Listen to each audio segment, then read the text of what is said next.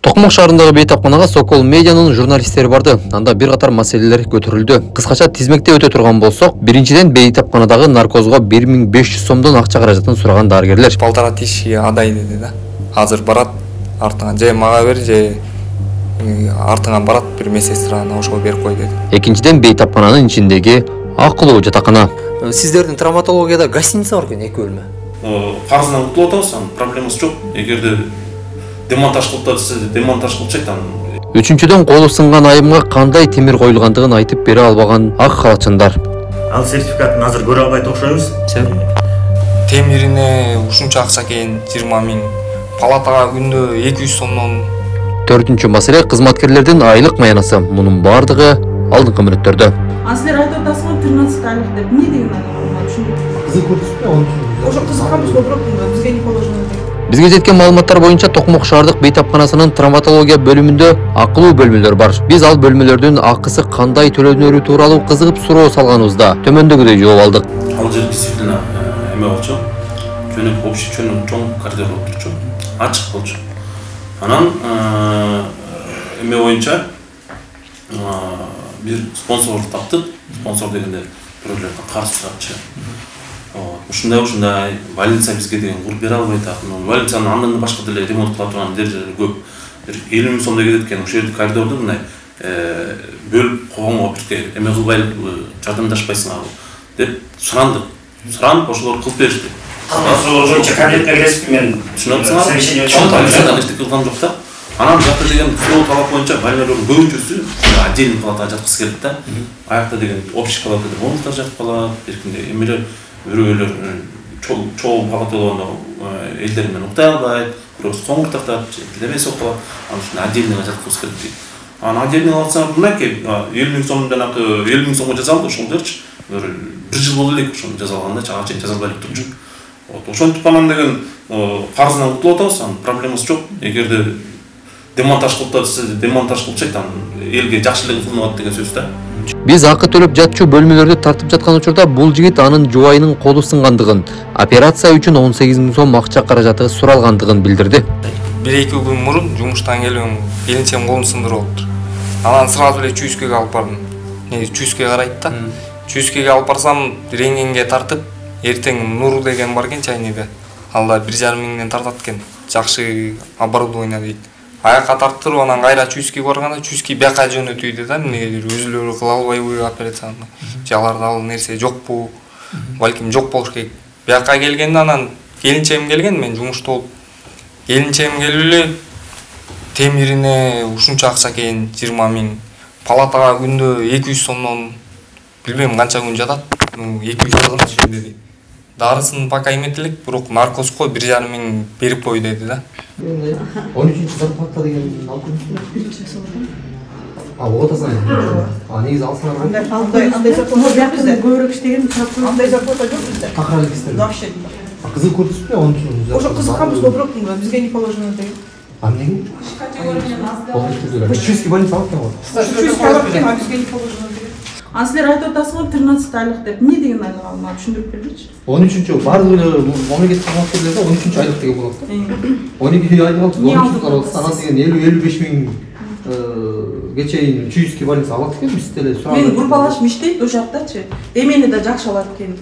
КТУну да жакшы алат.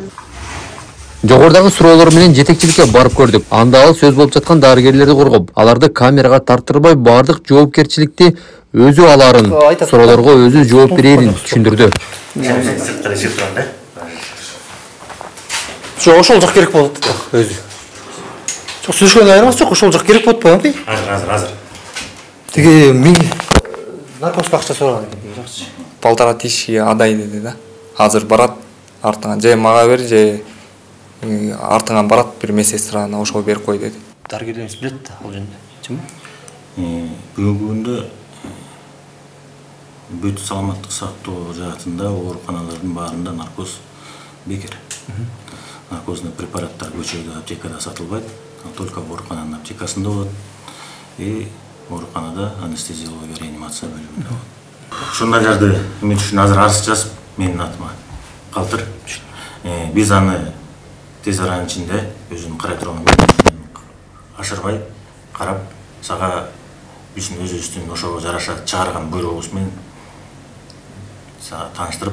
Травматология бөлүмүндөгү мисалы колу сына турган болсо, жана темир коюлат турбайбы? Темир коюлат турбайбы? Ошол темирдин каяктан келди, эмне болуп коюлду бар? Сертификаты деген болчу эле. Ошондой нерсесин дагы билгибиз келип атат. Эми мен могу больницанын жетекчиси катары бүт баарына мен жооп берем. Бүгүнкү күндө Кыргызстанда биздин ооруканада, кээ бир ооруканаларда деле ушундай металлический импланттар оорукана сатып ала албайт. Анан азыркы бул жактын келинчегине эле келип токтойлу. Келинчегинин колуна салынган темирдин канчалык деңгээлде гарантиясы бар, сертификатын көрсөтө аласыздарбы? Ошол салган операция кылган врач өзү жооп бере алабы? Ал сертификатын азыр көрө албайт окшойбуз. Себеби ал фирма менен азыр байланыша албайбыз. Мен байланыштырам. Алып атканда, мисалы, алып атканда дарыгерлер чектери бар да, мисалы. Бул канча алды? Бияктан темир алып 18 миң сом алыптыр, мисалы. Аны мен атым ким дедиң? Турсун. Жакынкы 2-3 күнүн ичинде чыкпайсыңар да больницадан. Операция.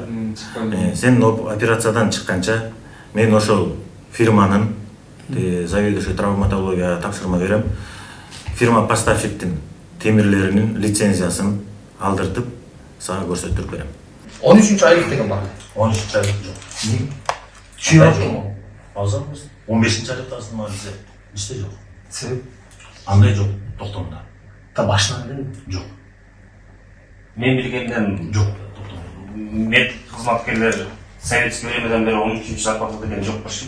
Чүй алабы, Бишкекте алабы, каякта алат, 13 эмес 20 айлыгын ала берсин. Менде 12 айлыгы эле бар.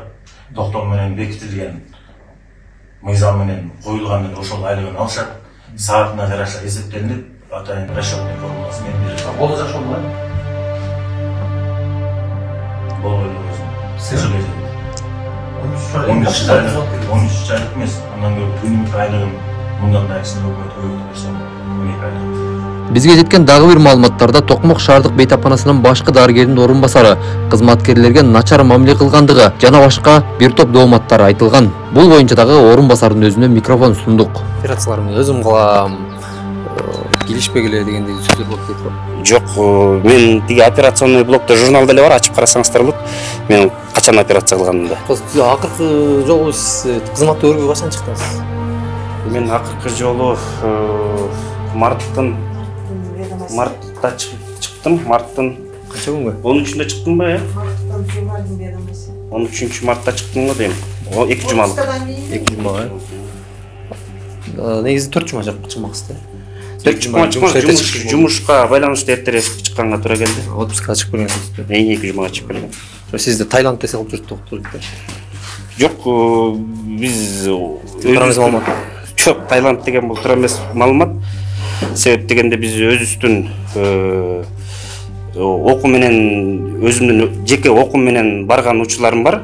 А бирок эс алууга чыкканбыз. Ошол мартта. Кайсы өлкөгө чыккансыз? Вьетнамга барып келгенбиз.